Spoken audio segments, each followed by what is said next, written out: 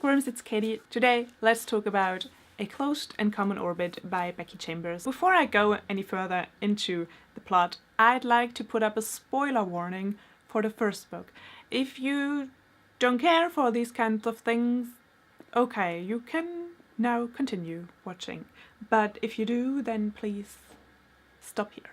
Read the book and then come back. This book begins during the last events of the first book. Loveless and Pepper have left the ship and they are on their way to Port Coriol, where Pepper lives and where Loveless will now also make herself a home. And this story is really about Loveless finding her way in the world. There's also a second storyline, which is Pepper's journey. It is a storyline that begins 20 years prior to the events of the Loveless's storyline and gradually catches up to the present day. And we basically learn how Pepper grew up and how she became the woman that she is now. Yeah, that's basically everything that I can say about the plot. Again, as in the first book, the plot is not really the focus of the book, which actually made it quite hard to summarize it just now. It's also not very action-heavy, driving, fast-paced kind of thing. The plot really serves to highlight the similarities of the journey of both of these women. It's really about the characters and about their character arcs. Let's talk about the characters.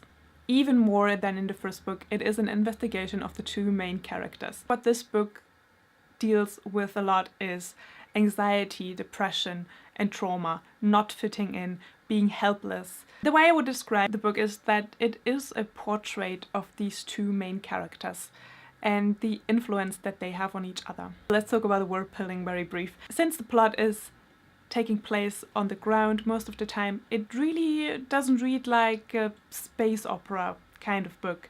It really reads like very similar to our normal world, but they are a little bit more technologically advanced. That doesn't really come into play for the most part. I mean, putting aside that Loveless actually is an AI. So let's talk about the writing. I found the structure very remarkable because those two storylines develop so nicely alongside each other, and especially in Pepper's storyline, I found it notable that because she grew up in this factory and they obviously do not have any education there at all. When we meet a young Pepper, then there are grammatical errors and there are words used in weird ways. This is the way Pepper thinks, this is the way Pepper talks, this is how she learned to use language. When she finally learns more about the world and learns to use language more, then it gradually changes and incorporates new words or new turns of phrase. But it is very subtly done, it is not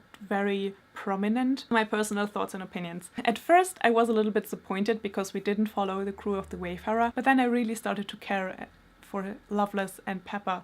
And the more you know about these two characters, the more you really care about them and the more you want to protect them. And it's so heart-wrenching, especially when you learn what Pepper had to go through, and honestly, I was sobbing. It was weird because I could identify with so much. It wasn't really named anxiety, but I read passages, especially of things that Loveless is experiencing, and I thought, wow, this is such incredible description of what anxiety feels like. I could definitely identify with a lot of the emotions of anxiety, depression, and helplessness, and feeling that you don't really belong into your own body. And that was something that I didn't really expect because it doesn't really say that on the description, and I didn't really expect that to be a theme in this book, like mental health. But it is. It's a little bit hidden, but it's there and it's good. I gave this book 5 stars because it just touched me in so many ways. I really enjoy this series, you guys. I've read in reviews of other people that this is kind of this rainbow and everything is okay kind of sci-fi, and it is kind of, I mean, yeah, but let's be honest, the world is a dark place sometimes, mostly always, and we all deserve some books that make us feel good, don't we? And this is one of those books. I mean, it breaks your heart, but it also makes you feel good. Obviously, I would recommend this to people who enjoyed the first book. This is very similar. You will probably enjoy this as well. And it is sci-fi, but very character focused. So if you don't like these huge space battle kind of sci-fi books, then maybe you want to check out this one. Okay, that was it for today. I hope you're having an awesome day. I hope you enjoy your weekend, and I will see you soon. Bye.